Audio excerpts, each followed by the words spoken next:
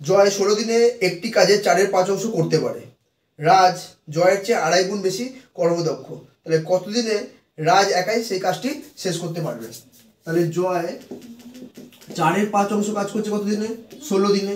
তাহলে 1 কাজ করবে কত দিনে? 4 গুণ 5 20 দিনে।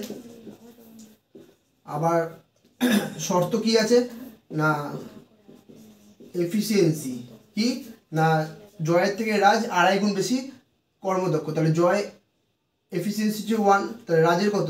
5/2, 2.5 কে আমি লিখতে পারি কি 5/2, অর্থাৎ এটা হচ্ছে তাদের কি এফিসিয়েন্সি রেশিও। তাহলে দিনের রেশিও কত হবে? ডে রেশিও হবে কি তার উল্টো। এফিসিয়েন্সি উল্টো কি হয়? Day ratio.